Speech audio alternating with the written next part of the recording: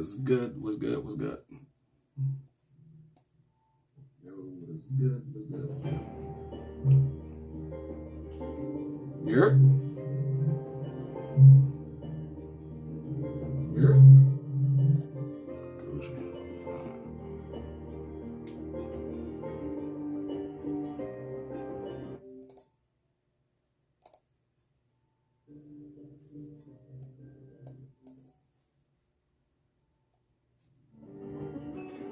Yo, what up? What up? What up? What up? What? Hello? What the hell? What up? What? Hello? What the hell? All right, there we go. All right. Damn. Did less than 2 minutes. Your boy's getting on it. Your boy is getting on it.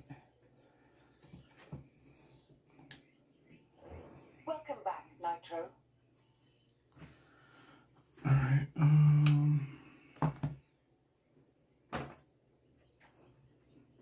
First of all,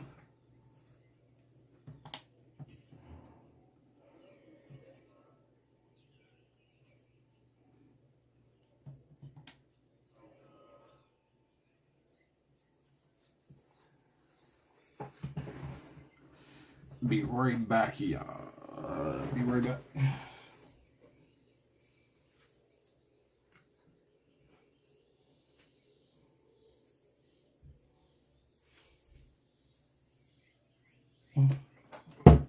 Damn it.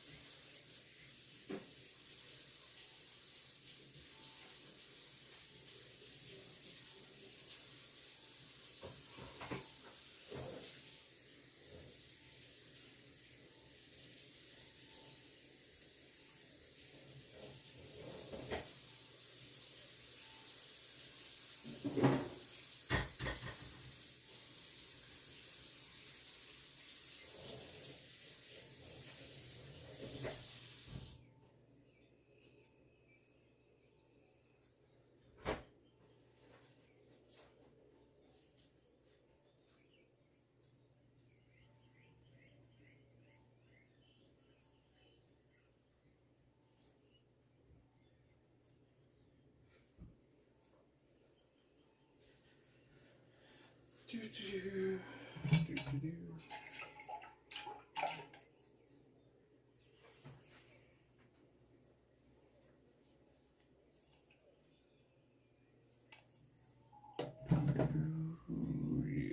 so over here. Move this out the way.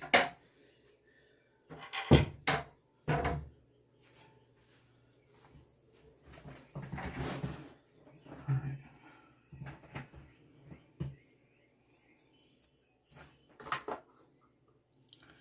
Am I ready? Not really.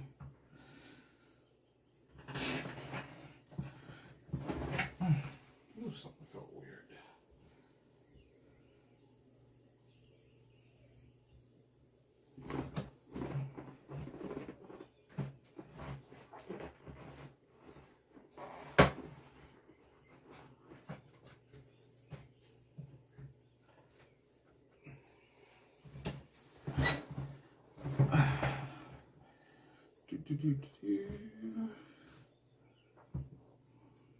Hmm?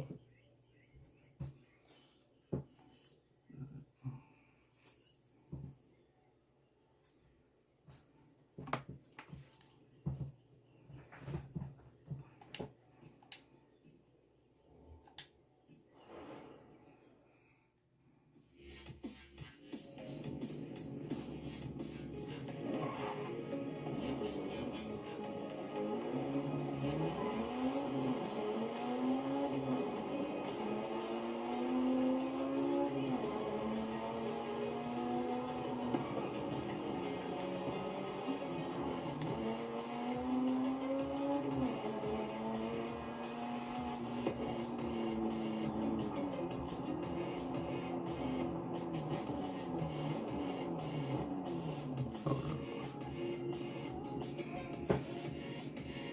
Dry this off here. Should be fine.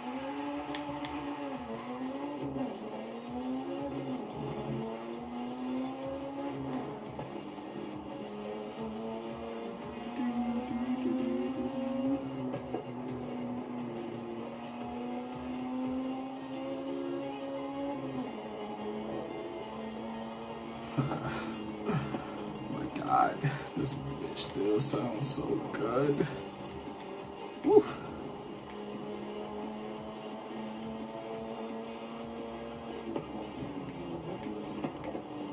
Woo.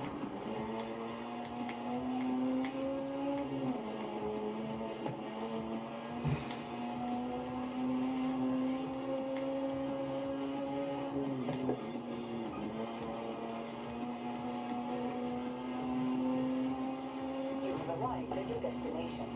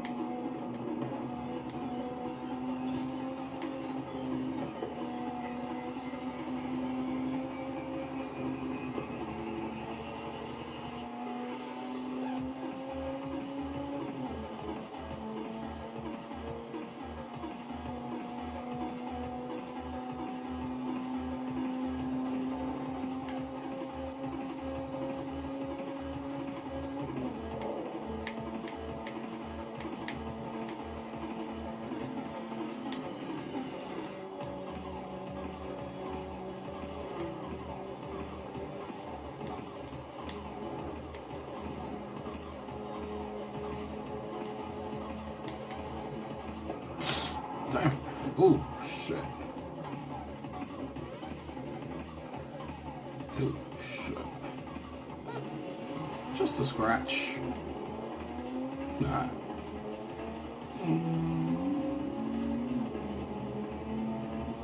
You have arrived early. What But the the next fuck? Horizon Arcade event Bruh. will begin shortly. Enjoy. Alright. Ouch.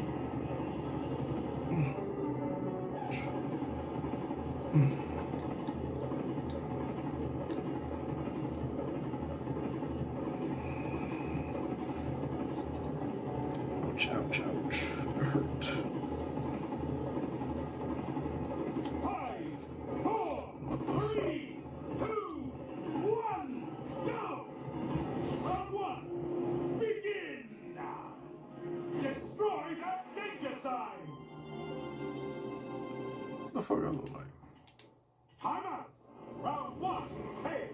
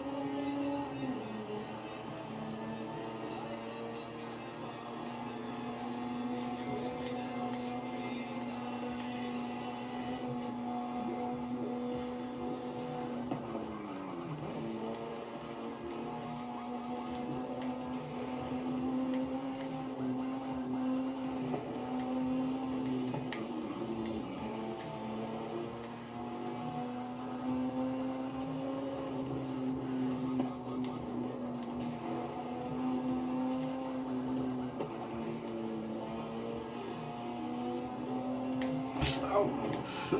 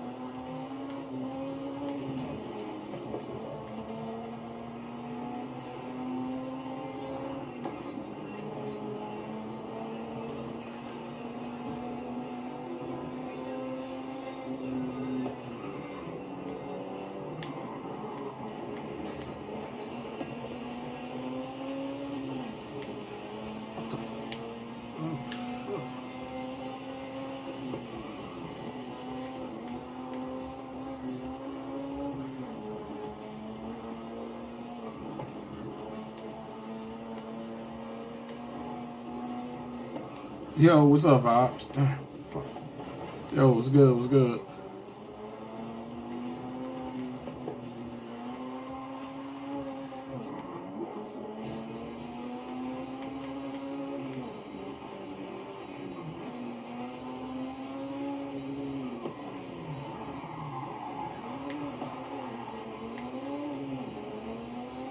Damn. I hope you feeling better. Took the aspirin, maybe some Sprite in the morning.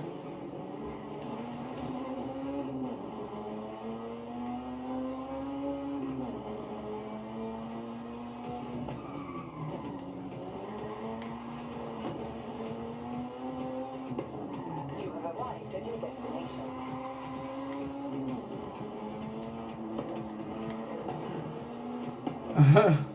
I just got called old.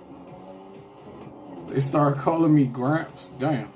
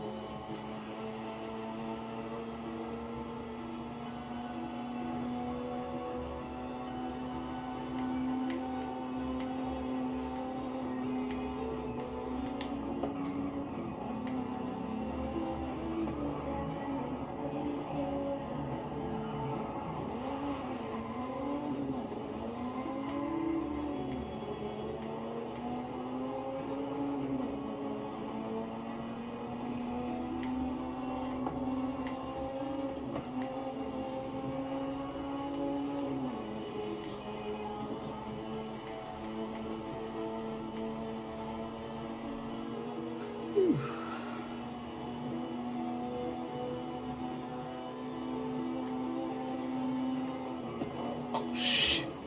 Ooh, oh, wow, oh, oh.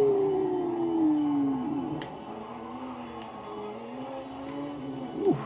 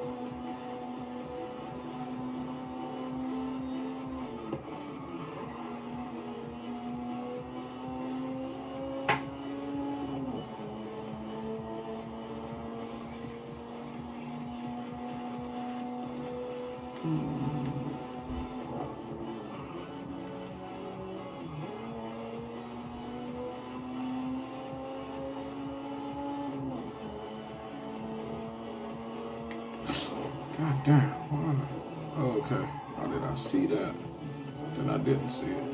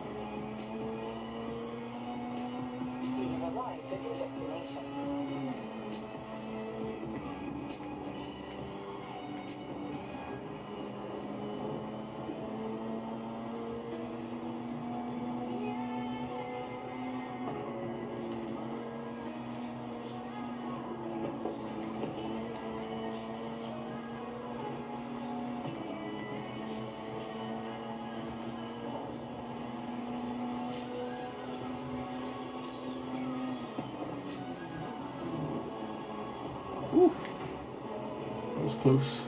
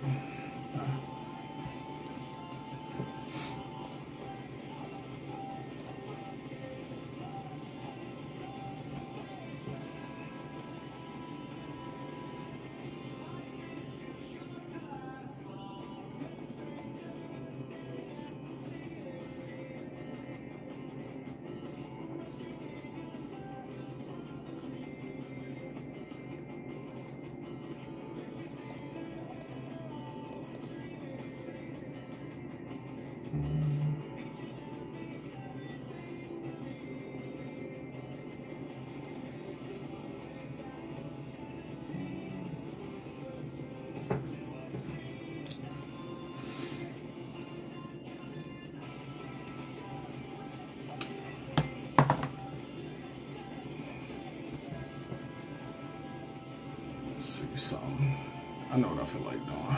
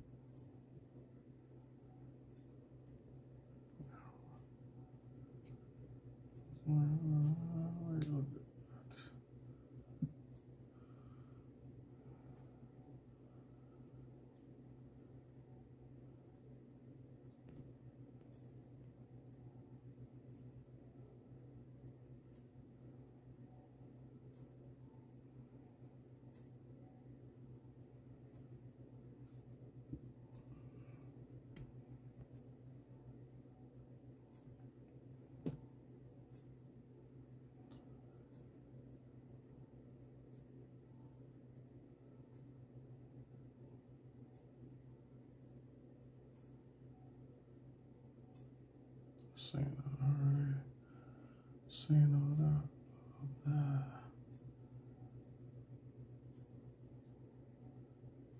Yeah, saying all that. Saying that.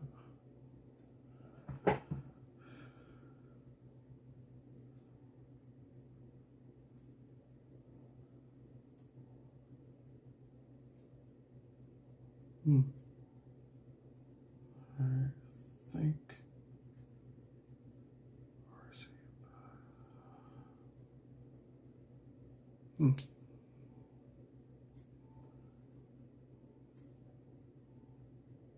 This video is sponsored by Temu. Hey there, RC Girl here. Today I'm gonna walk.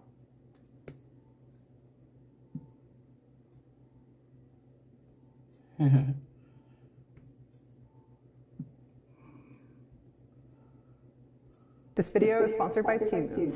Frustrating at times, but you got this. In this video, I'm going to share all the tools you'll need. You can do it for less than a radio control hobby. This video is sponsored by Temu. Hey there, RC Girl here. Today I'm going to walk you through how to solder for the radio control hobby. This is tailored for beginners.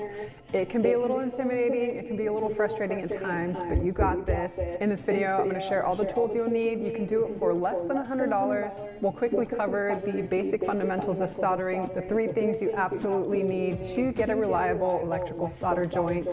And we're going to walk through 3 common RC soldering examples, swapping out your RC connectors, soldering a cable to a motor, and rejoining 2 wires. Let's take it away.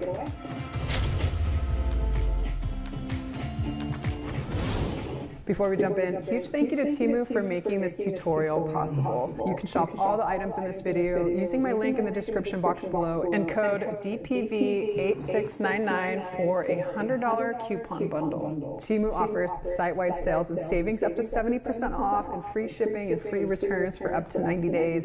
And how cool is this little micro crawler? I got it for less than 60 bucks shopping in the Temu app. They offer lots of radio control cars, planes, tools, toolkits, and more. Huge thank you to Temu. Back to soldering. Alrighty, so soldering, I mentioned there's 3 things you absolutely need to produce a reliable electrical solder joint. Without one of these, the process is not possible. The first one is going to be the solder itself, or solder if you're outside the US. Solder is essentially a filler metal that is melted and flowed into a solder joint to form a mechanically and electrically conductive connection. We have this solder wire here on a spool. They come in different gauges. Solder wire is typically an alloy made up of multiple metals, the primary one being tin. The number here on our solder shows the ratio of tin to lead. The most important thing to know about solder, though, is that it will not work without flux. Flux is a chemical agent that deoxidizes the metals you're soldering and helps prep the surface for the solder adhered to. Flux is commonly found in the solder wire itself. You can see this one has a rosin core. HP's Black Friday sale is on. Save up to 75% on top tech, including customizable and ready to ship. In the solder wire itself, you can see this one has a rosin core, but it can also be found in liquid, solid, and paste forms.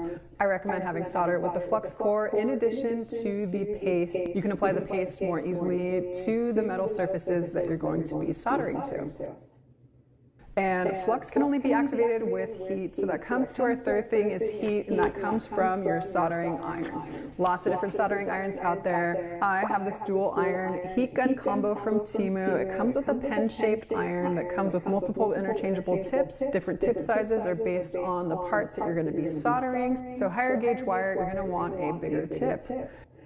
It comes with a little holder here and a sponge to clean the tip. This iron here specifically has a digital control box where you can set the temperature. For lead-based solders, we're going to be in the range of 300 to 350 degrees Celsius. In addition to your iron, flux, and solder, a couple other safety things I would highly recommend. First is heat-protecting gloves. Soldering irons are very, very hot. The wires and other things that you're soldering to also heat up themselves, so best to wear some heat-protecting gloves. Also some safety glasses to protect your eyes. I got this heat-resistant silicone mat here from Temu to protect my work surface. You're also going to need something to hold or stabilize whatever you're soldering into place. You can use a helping hand soldering tool, this wire holder here, or just some heavy pliers with a rubber band around them to hold your things in place. I also picked up this abrasive copper cleaning pad to clean the tip of my iron. A couple other helpful items, heat shrink to help protect your solder joint. You're also going to need your battery connector of choice. I prefer XT60s on everything, so I picked up a bag of XT60 connectors from Temu. Wire strippers are also going to be helpful. You can also use a hobby blade to strip the insulation from your wires. And this solder sucker, if you apply a little bit too much solder, you can remove that with this little suction syringe. Now that we have covered all the materials, it is time to solder our first connection. We're going to start off with an XT60 connector onto a speed controller. It's going to be a really fine balance of not getting your electronics too hot to damage them, but hot enough to initiate the wetting process and melt the solder. We're going to start by removing the existing connector from the speed control, this Dean's connector here. Depending how long your cables are, you can just snip them off. Mine are pretty short, so we're going to conserve the wires. Using a hobby blade, we're going to remove the old heat shrink, exposing the solder joints. With the iron in our dominant hand, we're going to dip it in some flux, and with our other hand, grab the solder spool, let out a few inches of wire, and we're going to coat the tip of our iron. Always good to start with a little solder on the tip. We're going to touch and hold the tip to one of the prongs of the Dean connector. A few seconds should do the job, and you'll see the cable release. We're going to do the same thing for the other prong. Now that we've removed the old connector, we're going to add new heat shrink to each of the cables. And also don't forget the little shroud for the XT60 connector if yours has one. I always forget this step and have to resolder the entire thing. Remember that connectors can be male or female. The male always goes on the ESC end. Female always goes on the battery end. These ones are marked here with a little M or F. A tip here is to connect the opposite end while you're soldering. This is going to help prevent the connectors from warping and also add more material to absorb heat so the connectors don't melt. You can see here, it doesn't take too long for a connector to melt, so we have to be efficient with the iron here. Again, just enough heat to do the job. Next, we're going to use something to secure the items that we're soldering. I'm just going to use these pliers here with a rubber band around them. Grab your flux and apply it to the surfaces being soldered. And before joining the connections, we're going to pre-tin both the connectors and the wires. For the connectors, our goal is to fill up the little cups with solder. With your iron in your dominant hand, the solder in the other, apply a little solder to your tip, touch it to one of the prongs, then you're going to feed in a little bit of solder into the tip. We're going to hold the iron in place, let the solder melt into the prong. It should look nice and clean like this. And then repeat this for the other side. Now we'll do the same steps to pre-tin the cables. Apply some flux. We're going to secure our cables in this little holder here. Grab your iron, start with a little solder on the tip. Touch the iron to the cable end and feed in a little solder with your other hand. Hold the iron in place to make sure that the solder melts completely around both sides of the cable. Repeat for the red cables as well, and now we're ready to join our connections.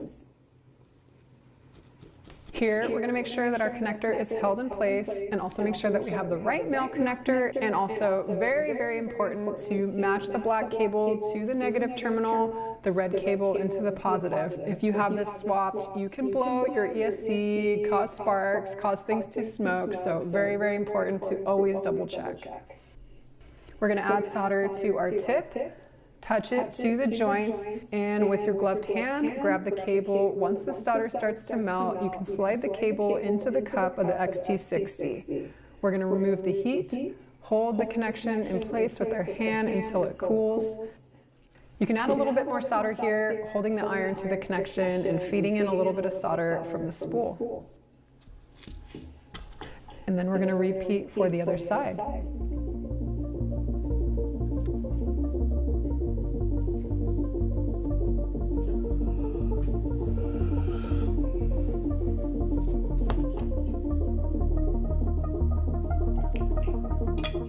You can slide the heat shrink in place, shrink it up with the heat gun, snap on our little shroud here, and we are done soldering on an XT60 onto our ESC.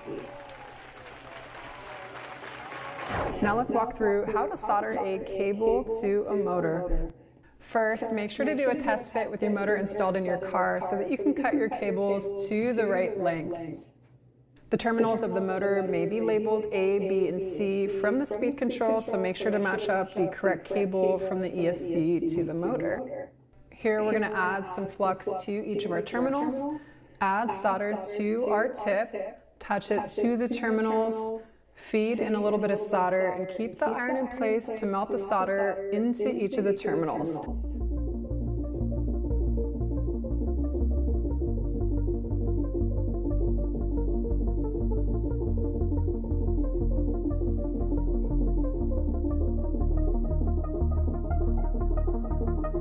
It should look nice and smooth on the surface. Next, let's prep and pre-tin our cables. We're going to remove a little bit of the wire insulation using some wire strippers or a hobby blade, being careful not to go too deep. We're going to dip our cable into flux and secure it in place. We're going to add solder to the tip of our iron, hold it onto the cable. We're going to feed in a little bit of solder from our spool, allowing it to melt into the cable on all sides. You may need to rotate the cable around to make sure that it is fully coated. Now we are ready to make the connection. With a gloved hand, hold the cable onto the motor terminal, applying some pressure from our iron and holding it in place. This can be a little bit tricky to not have the cable disconnect when you remove the heat. Once it's in place, you can feed a little bit more solder onto the connection. We're going to let this cool, then repeat for each of the other cables. Explain yourself. You said we should make trying the new Boost Mobile risky. No, risk-free. Make switching to the new Boost Mobile. Repeat for each of the other cables.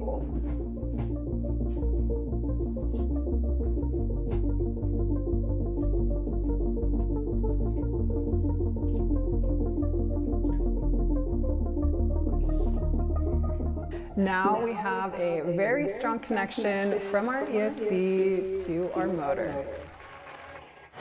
Lastly, we're going to demonstrate how to splice two wires together. This is probably one of the easier solder jobs to do, so a great one to start with if you're practicing. We're going to start off by stripping about 3/4 inch of insulation from all of our wires.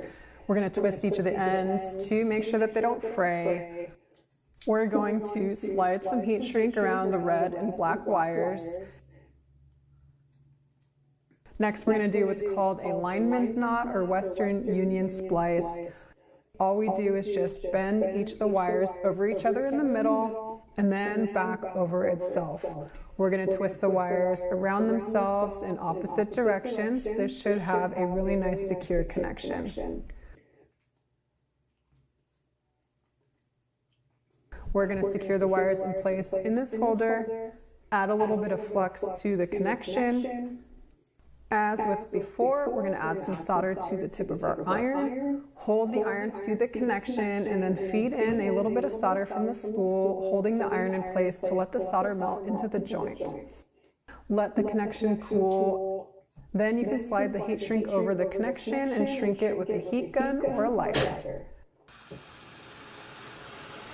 Now we have a really nice strong connection here. We're going to repeat this for the other side.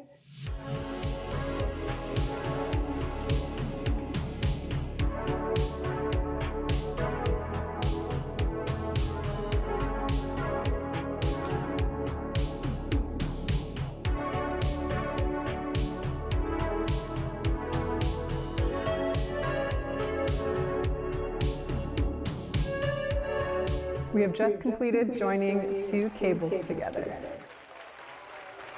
We are done walking through the 3 scenarios for basic RC soldering. We soldered on an XT60 connector, we soldered on some cables to a motor, and we spliced wires together.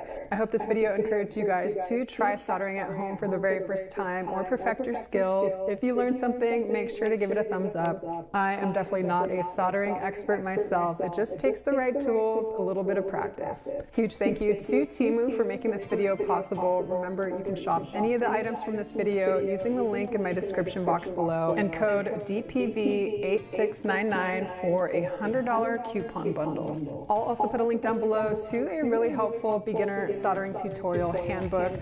I use it as a really great reference for this video. All right, I think that's it. Thanks for tuning in. As always, I'll see you later.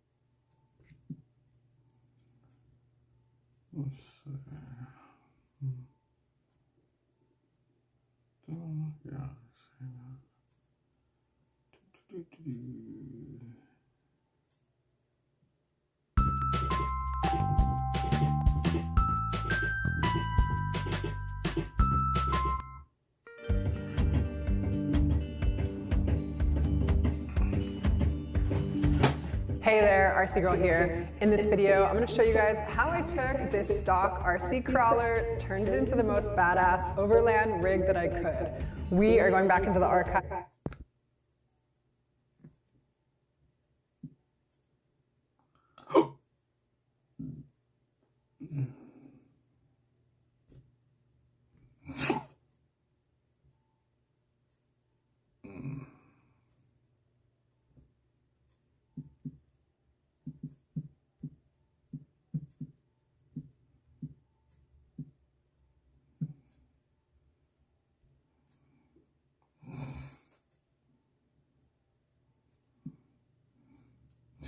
Ain't no fucking war zone over here.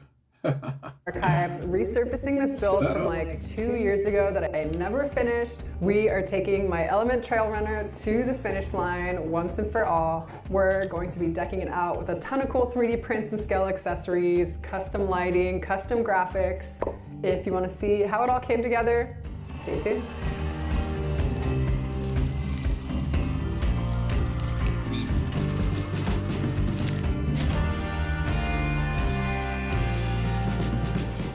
So, quick backstory on this build, why it got put away for 2 years. This was originally a Night Customs Element RC collaboration. I wanted to get into resin 3D printing. Resin printing is so amazing, so detailed. Night Customs reached out and mentioned that he had a ton of cool 3D prints for the Element Trail Runner. I thought it was a great opportunity to test out my skills for the first time on some really cool detailed prints. I started printing out some of the parts for the build. Then in the midst of this project, I had to move to a new place without a garage. Resin printing really needs a ton of ventilation, so this project got packed away. Then fast forward to this year, had to move again, found this project packed away in a box. Empty front grille, sad looking body. So it's time to resurrect this, take it to the finish line. Really fun project if you're into 3D printing. There are so many files available from Night Customs for this build. I'll put links to everything in the description box below if you guys want to check it out. But if you don't have a 3D printer and want to print some of the files from this video, definitely check out our sponsor for this video, JLC 3DP. They're an online 3D printing service. You upload your files, select the material you want the item printed in. They will print them out for you, ship them straight to your door. They are also really great if you want to try some not typically at-home friendly materials like metal and nylon.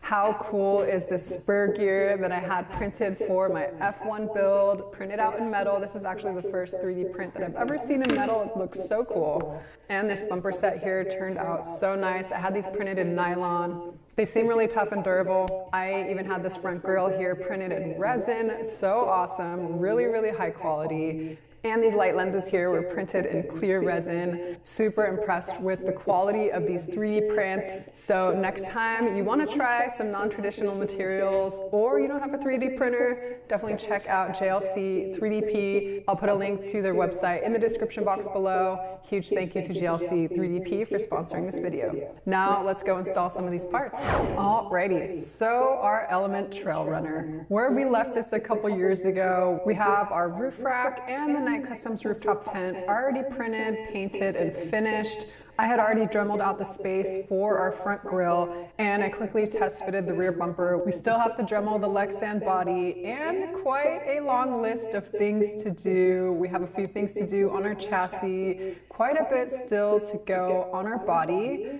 I had also already installed a skid plate set from Artful Dodgers.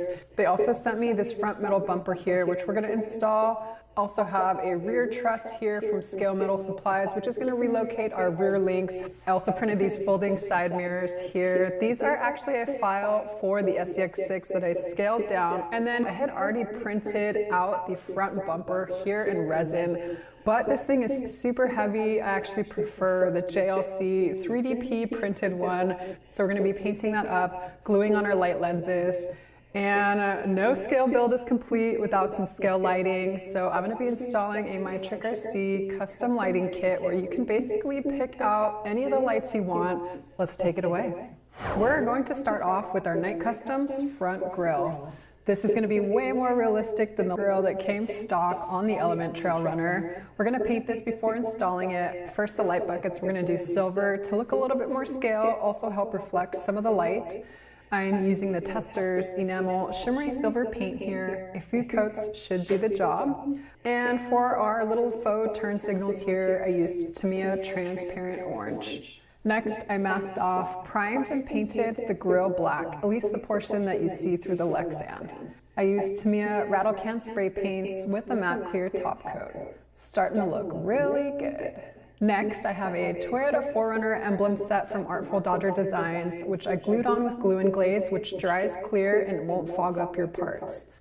Next, while we're here, I'm going to install our front headlights. I have these high-powered LED headlights and 5mm white running lights. I glued these in place with shoe glue and let them dry overnight. Lastly, I glued on the clear lenses with glue and glaze. Time to install this on the Lexan body. It's looking really good. I used shoe glue again here. Now that we have our grill on, we need to fit our new front metal bumper. This is the middle height bull bar from Artful Dodgers Designs. It's adjustable, so you can slide it up or down, front or back, depending if you have a winch or not. All the hardware is included, and it's a really straightforward install process. It is looking super off-roady. I love it. Sorry about that. Come here, girl. Who are you? Oh, I'm Deadpool. Love it.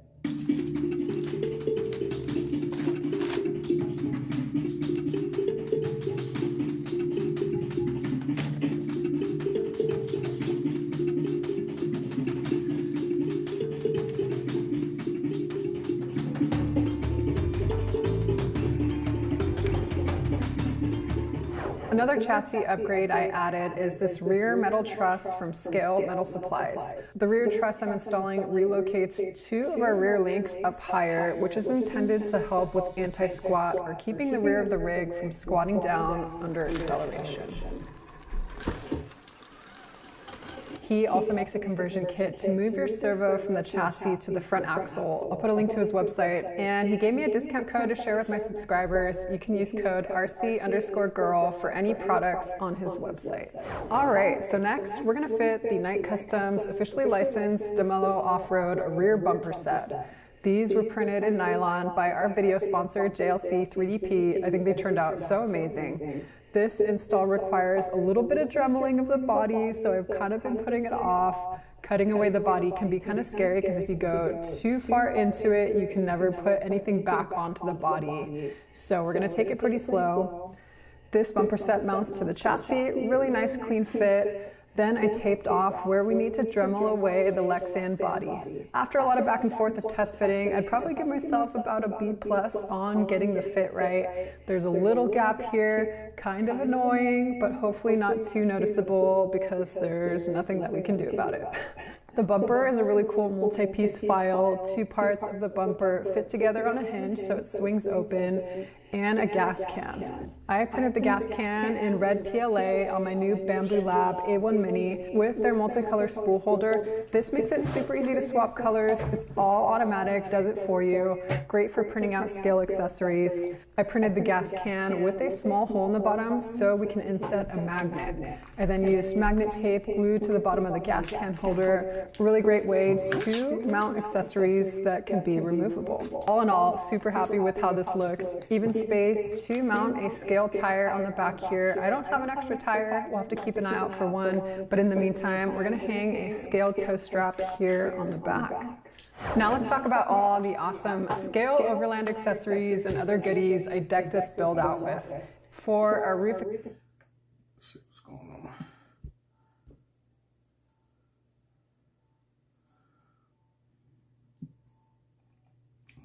I have no fucking idea.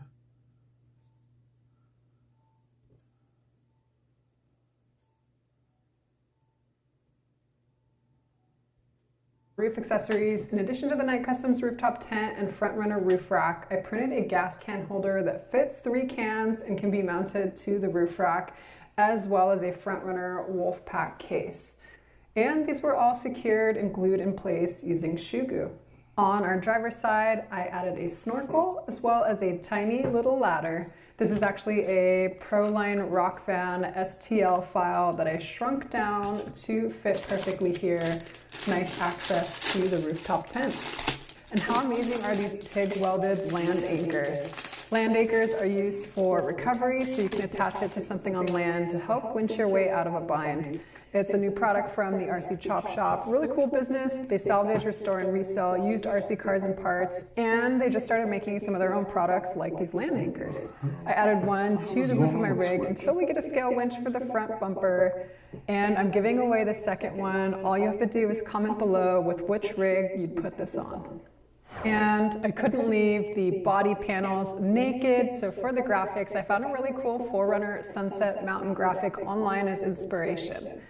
I cut these out on my Silhouette Cameo 4 using 3 different colors. For the 4th color on the bottom, I just left the Lexan body exposed and sprayed a little matte clear. I have a full tutorial on making your own graphics that I'll link up here if you're interested. To top it off, I added a couple of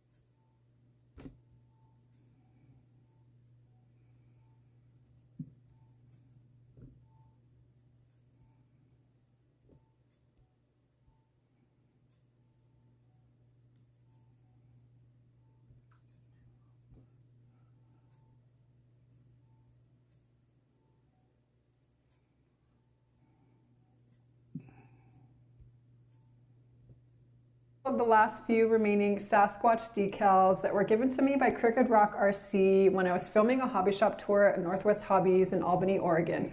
I put these on a couple other rigs. It really got me thinking that the whole theme of this build could be for Sasquatch observing. So I added some words to the side, and hence was born the Squatch Watch rig. To finish off the Lexan body, we can't forget to install our emblems. Removing the little sticker ones here, adding the 4Runner emblem, the Toyota one on the front, the little TRD here on the side. It's all about those tiny scale details. And to complete this build, we're gonna add in some custom lighting. With My Trick RC, you can pick out a light kit that's customized to the needs of your build. They have several different controllers, and you can pick out all the individual lights you need. I went with the Dragon controller since it has 4 high-powered LED ports, in other words, super, super bright, as well as 2 low-powered ports. In addition to the LEDs we installed in our front grille, I added in a pair of red wafer lights for the tail lights. I just glued these in place with some shoe glue. I also added 2 light pods on the front. And for a unique look, I used one of their new Flex LEDs as an accent light on the rear. All the lights can be controlled from a 3rd channel switch on your remote, which is super awesome. I'm using the Spectrum DX3, and the 3rd channel switch here toggles through turning on the lights as well as through the 3 brightness modes. Eventually, I want to get rear taillight buckets and lenses. The stickers really take away from the scale aspect, but this really brings the rig to life.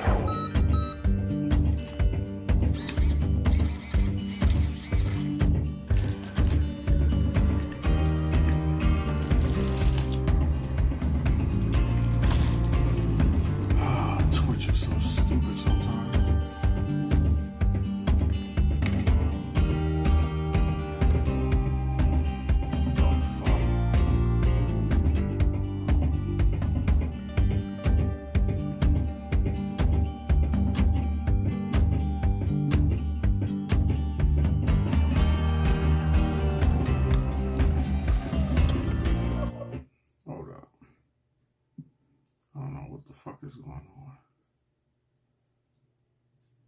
Like, for real?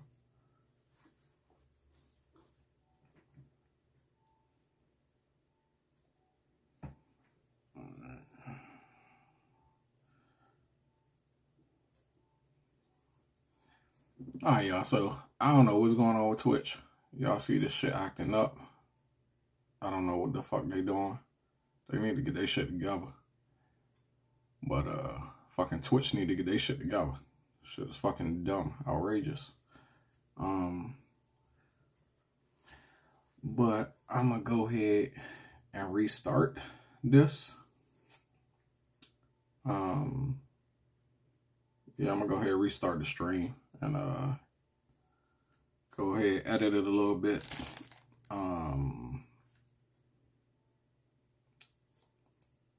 So the next one's just going to be part 2. So yeah, I'll be right back.